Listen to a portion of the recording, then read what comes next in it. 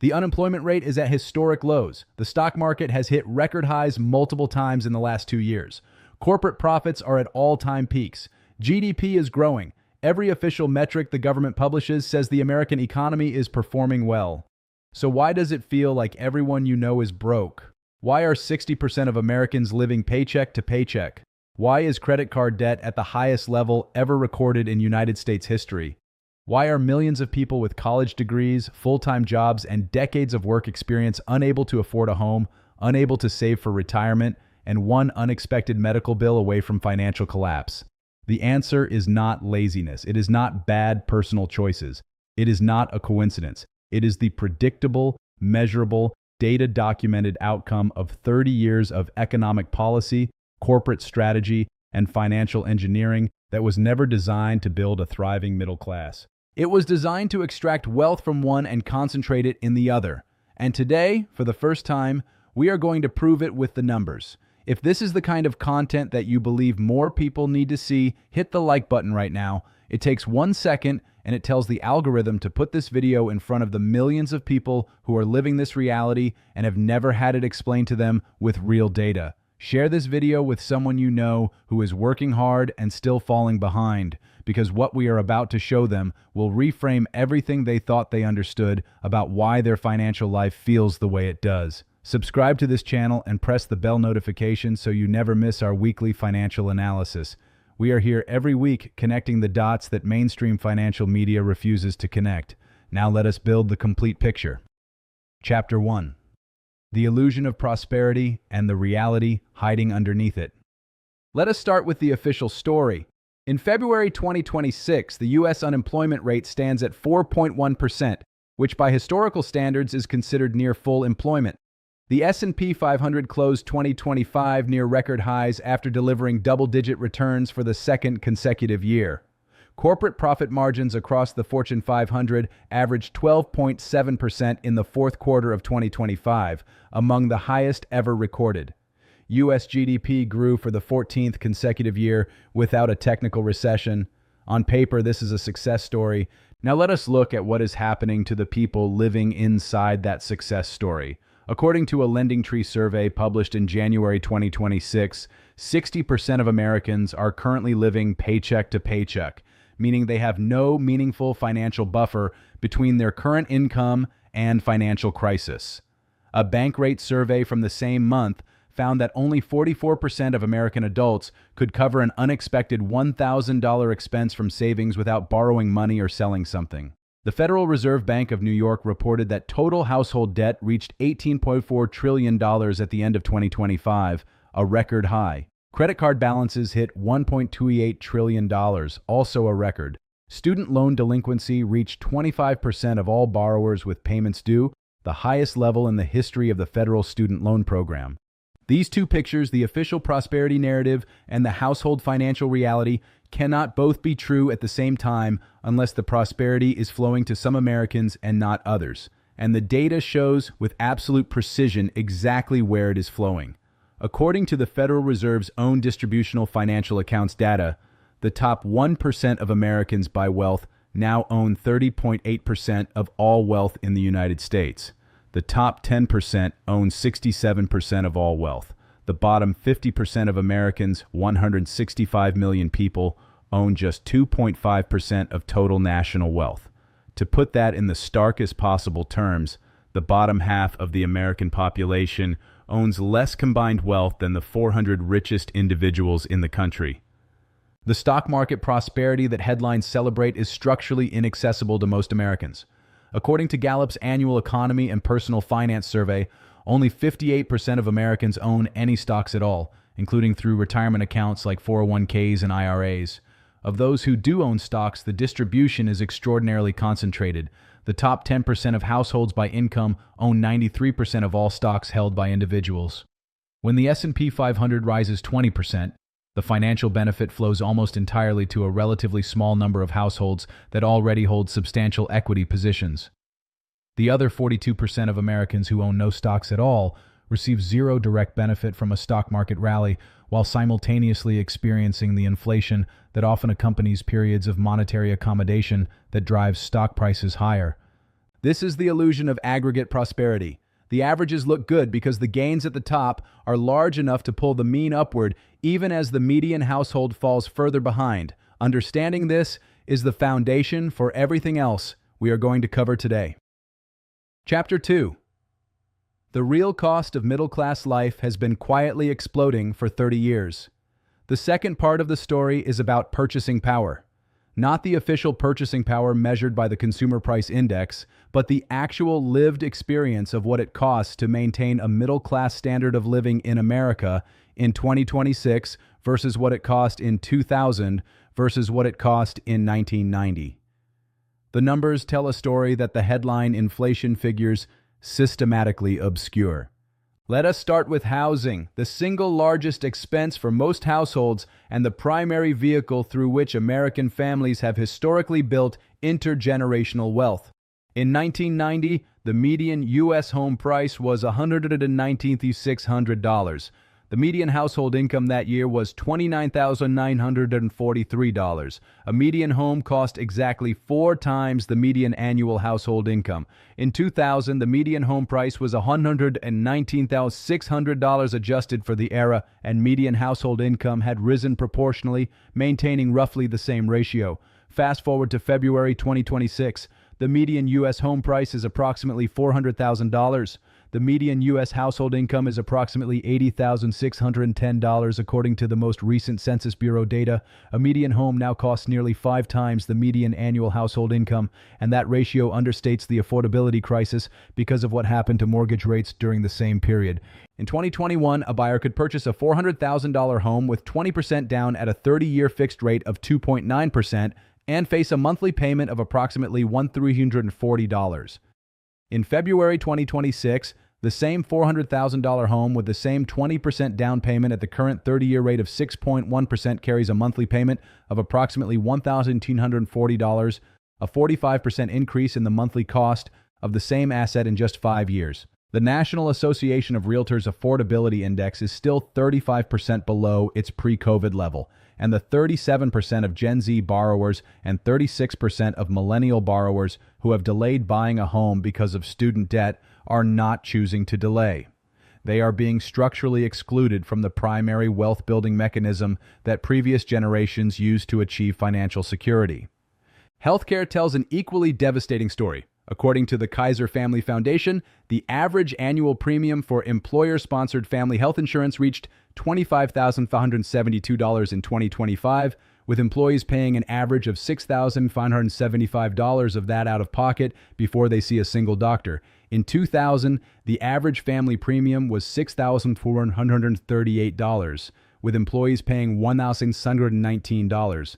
Healthcare costs for an average American family have quadrupled in 25 years, while median incomes have roughly doubled, meaning healthcare now consumes a dramatically larger share of household income than it did for previous generations. College tuition has followed a similar trajectory. The average annual cost of attending a 4-year public university, including tuition, fees, and room and board, reached $28,840 in the 2025 to 2026 academic year, according to the College Board. In the 1990 to 1991 academic year, the same inflation-adjusted cost was approximately $10,140. The cost of a 4-year public university education has nearly tripled in inflation-adjusted terms in 35 years. And because wages have not kept pace with tuition increases, the debt required to finance that education has grown proportionally, producing the $1.77 trillion student loan crisis that is now crushing the credit scores and homeownership prospects of an entire generation. Childcare is the expense that has perhaps most directly suppressed economic mobility for young families. The National Database of Childcare Prices, published by the U.S. Department of Labor, shows that median annual childcare costs for an infant in a center-based facility range from $8,000 to over $22,000 per year depending on the state, with the national median near $14,000. For a family with 2 working parents earning median household income of $80,610, paying $14,000 per year for a single child's childcare represents more than 17% of gross income before taxes, housing, food, transportation, or health care. Many families with 2 children pay more for childcare than for housing. The economic pressure created by this cost is a primary driver of the decision by millions of working-age adults to have fewer children or to have one parent exit the workforce entirely, suppressing household income and long-term savings simultaneously. Chapter 3. The retirement crisis that will define the next 20 years. If the wealth gap and the cost of living crisis represent the present emergency for the American middle class, the retirement crisis represents the future emergency, and it is arguably even more severe. The data on retirement preparedness in the United States in 2026 paints a picture of a looming financial catastrophe that is entirely predictable, entirely preventable, and almost entirely unaddressed by the political system. According to the Federal Reserve's Survey of Consumer Finances, the median retirement savings for Americans aged 55 to 64, the cohort closest to retirement age, is $185,000. Under the widely cited 4% safe withdrawal rate, a retirement portfolio of $185,000 generates $7,400 per year in sustainable income. The average Social Security benefit as of January 2026 is $1,907 per month, or $22,884 per year, according to the Social Security Administration. The combination of median retirement savings and average Social Security produces a total annual retirement income of approximately $30,284 for the median near-retiree. The MIT Living Wage Calculator, which uses local cost of living data to estimate the minimum income required to cover basic living expenses without government assistance, shows that a single adult needs between $38,000 and $57,000 per year, depending on the city, with a national weighted average of approximately $45,000. The gap between the median near-retiree's expected income of $30,284 and the minimum living wage of $45,000 is nearly $15,000 per year, meaning the typical American approaching retirement faces a structural annual shortfall of approximately $1,250 per month just to cover basic living expenses, before accounting for healthcare costs that typically rise dramatically in retirement. The generational dimension of this crisis demands honest examination. The baby boomer generation, those born between 1946 and 1964, benefited from a specific and largely unrepeatable set of economic conditions that made retirement security attainable for a broad middle class. They entered the workforce when defined benefit pension plans, which guaranteed a specific monthly payment regardless of market performance, were the standard offering of large employers. They bought homes when the price-to-income ratio was 4-to-1 rather than 5-to-1, allowing them to build equity and pay off mortgages before retirement. They attended college when tuition was affordable without taking on life-altering levels of debt, and they experienced the longest peacetime economic expansion in American history during their peak earning years of the 1980s and 1990s. The generation that followed them, Millennials and Gen X, entered the workforce as defined benefit pensions were being systematically replaced by defined contribution 401k plans, transferring the investment risk from employers to employees. They bought homes at the top of a bubble, experienced the 2008 financial crisis during their peak savings years, paid dramatically higher college tuition requiring significant debt, and are now navigating the most complex and volatile financial environment in a generation during what should be their highest earning years. For Gen Z, the picture is even more challenging. The average Gen Z worker entering the job market in 2026 faces student loan debt, unaffordable housing, a 401k system with no employer match at 43% of companies, according to Vanguard's How America Saves report, and an AI-driven job market that is eliminating the entry-level positions that have historically served as the first rung of the professional career ladder. The retirement crisis is not a future problem. It is a present problem for the 55 to 64 cohort and a compounding problem for every generation behind them. And the political response, modest adjustments to Social Security retirement ages, and contribution limits that tinker around the edges of a structural deficiency, is nowhere near proportional to the scale of what the data documents. Chapter 4. The Two Americas and How the System Decides Which One You Live in. The fourth chapter of this story is the one that generates the most discomfort, but also the most clarity, because it requires being honest about how the K-shaped economy actually determines financial outcomes for ordinary people. The K-shaped economy is not a neutral description of two groups making different choices.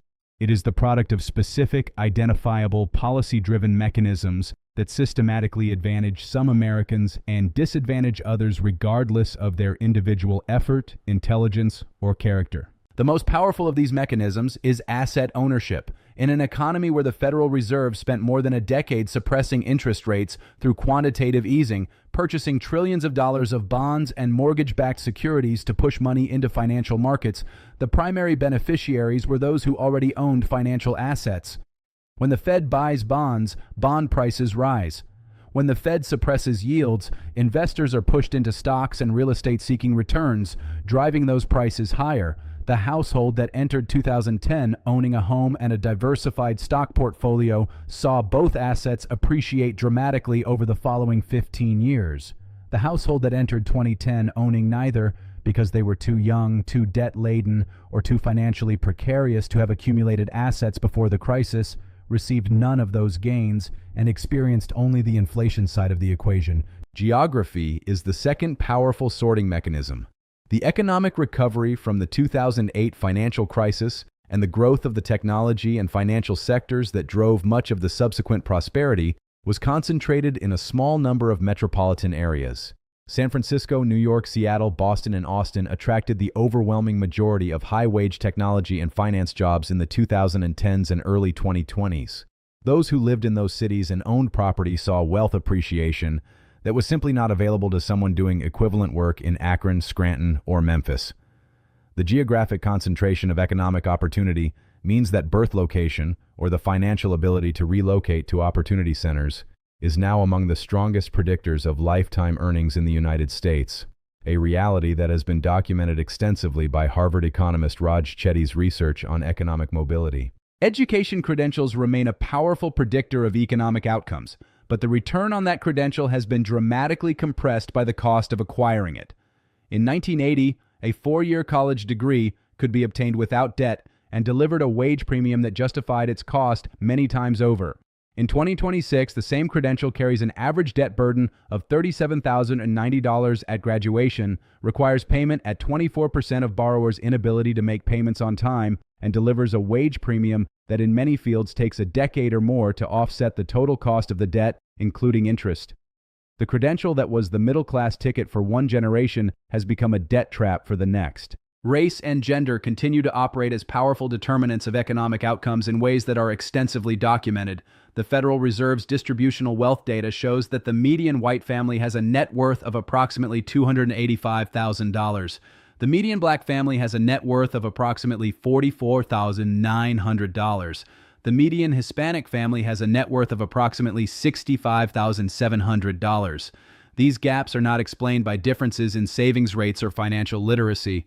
They are the product of explicit historical policy choices, including redlining, discriminatory lending, exclusion from New Deal programs, and the intergenerational wealth destruction caused by those exclusions compounding over decades.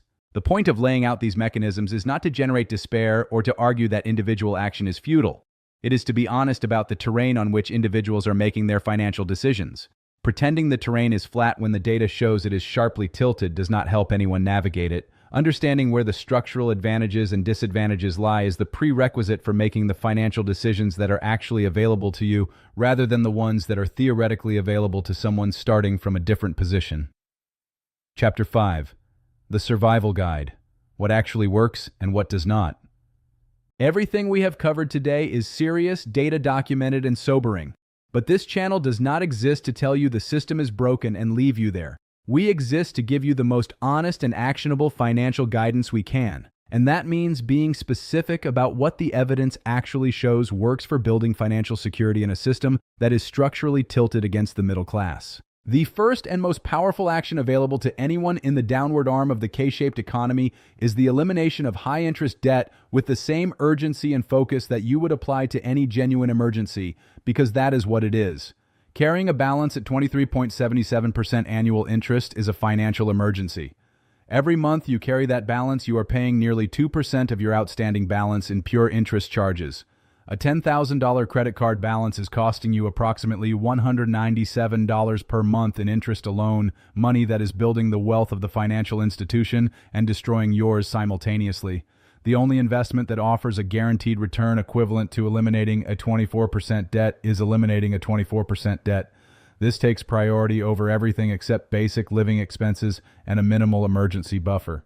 The second action is building income resilience through deliberate skill development in the specific areas that the 2026 labor market is rewarding. AI proficiency is the most immediate opportunity. Professionals with verifiable AI skills command salaries up to 56% higher than peers without those skills, according to current compensation data, but income resilience is broader than AI. It includes developing specific technical skills in fields that are structurally short of talent, including skilled trades where 40% of young Americans are now choosing careers specifically because they are resistant to AI displacement, healthcare, and cybersecurity. It also includes building a second income stream, whether through consulting, freelancing, rental income, or a small business that reduces dependence on a single employer in a job market where AI-driven layoffs can eliminate an entire category of employment with little warning. The third action is beginning to build asset ownership as early as possible, even at small scale, because the compounding advantage of asset ownership is the single most powerful wealth-building mechanism available to ordinary people in the current economic system. Contributing to a 401k to the maximum employer match, if your employer offers one, is a guaranteed immediate return equal to the match percentage and should be the first savings priority after high-interest debt elimination.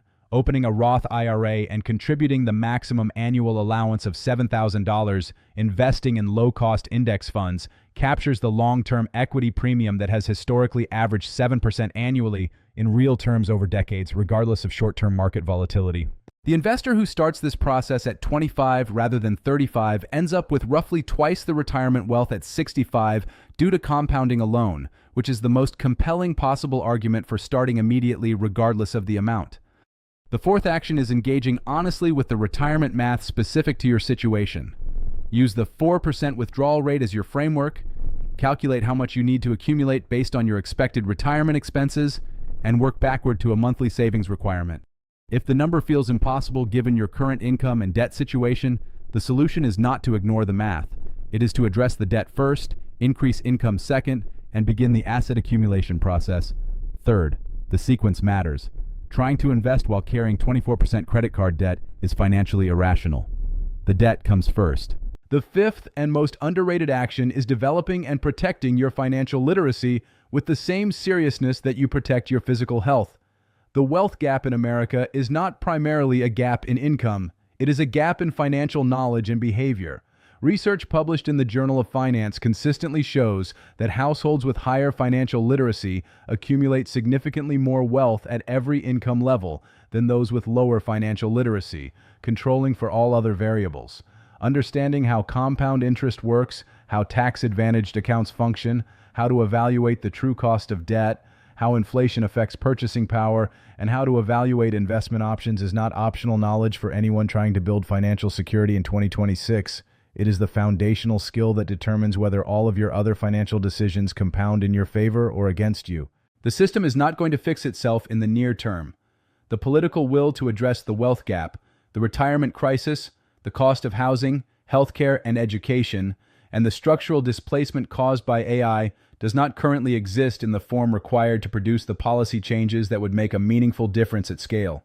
But the data also shows clearly that individuals who understand the terrain they are navigating, who eliminate destructive debt, build income resilience, begin asset accumulation early, engage honestly with the retirement math, and develop genuine financial literacy consistently achieve outcomes that significantly exceed the median despite the structural headwinds.